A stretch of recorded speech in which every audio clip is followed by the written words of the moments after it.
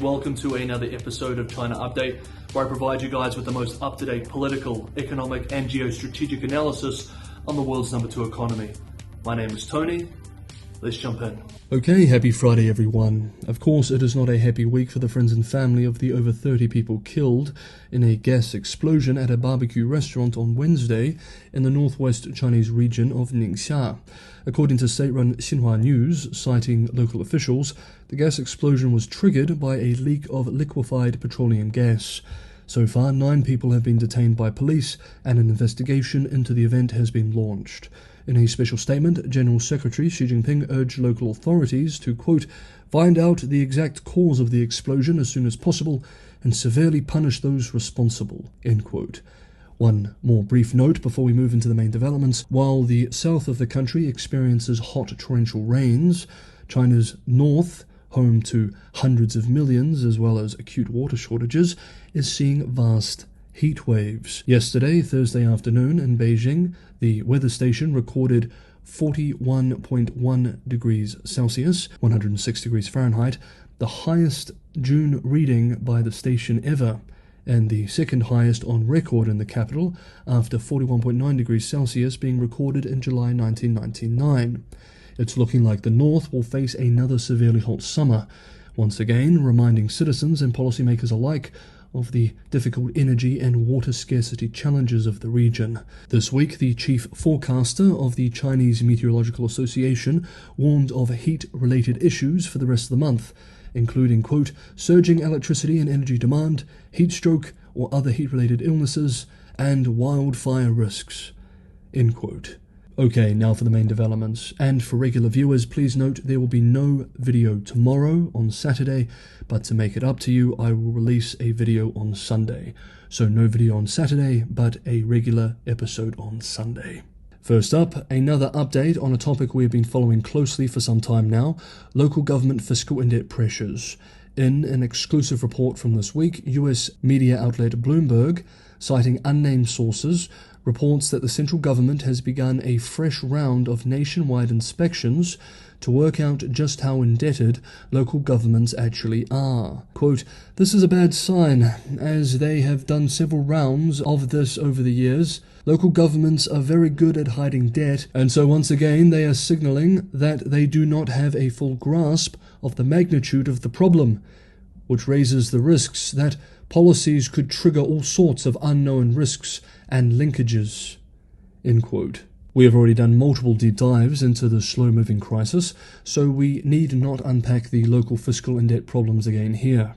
The Bloomberg report does include some useful observations, however, which we can note now for our own supplementation. As we can see, many of the investments made by local government financing vehicles, typically used as the financing and investment arms of local governments, have struggled to make up a profit or even enough money to repay their loans.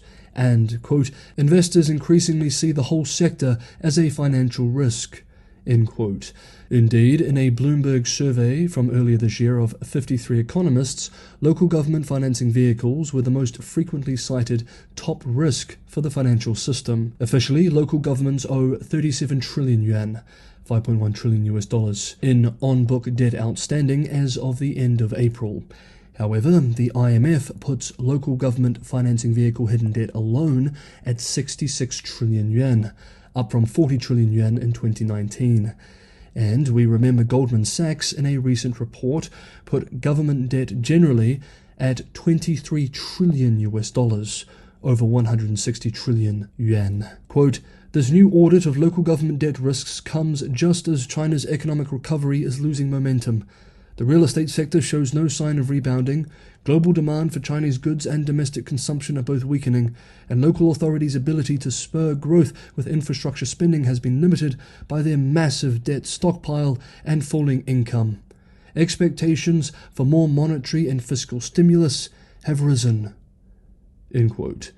And we will be once again revisiting this question of stimulus, whether it will come, and if so, how big it will be, in the next video on Sunday.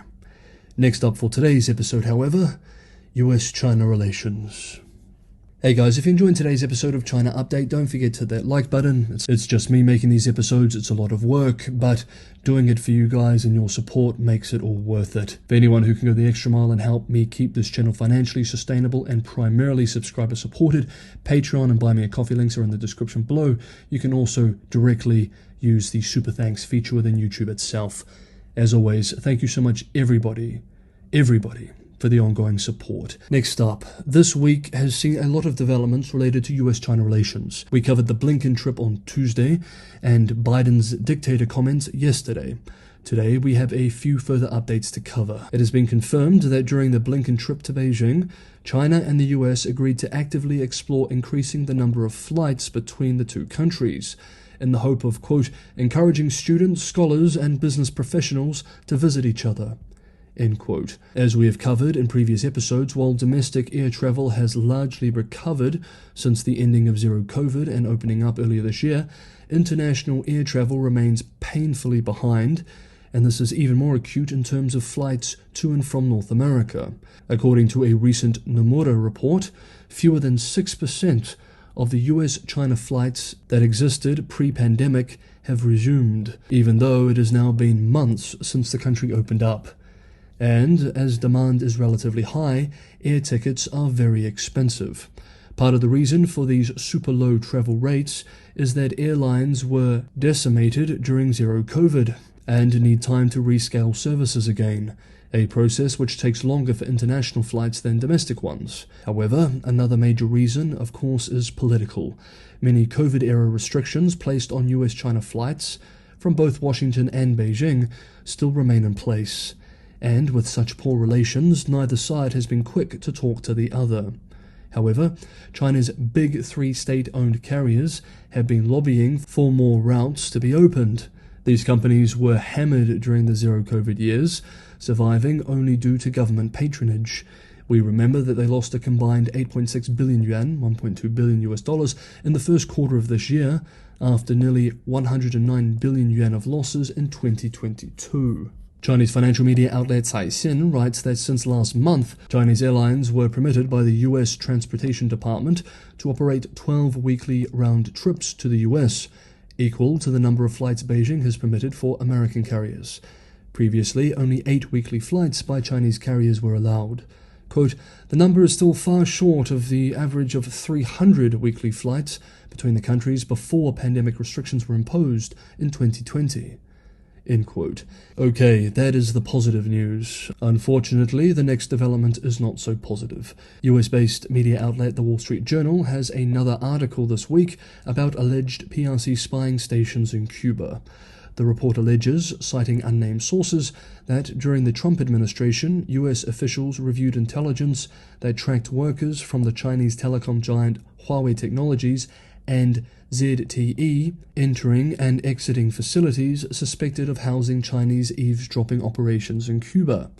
Commentators have observed that if these claims end up being accurate, it would likely push some members of Congress to advocate even stricter restrictions against Huawei specifically and Chinese technology companies generally. Indeed, in a response to these Wall Street Journal reports, Representative Mike Gallagher, chair of the House Committee on the Chinese Communist Party, has demanded explanations from the Director of National Intelligence as well as the Secretary of Commerce.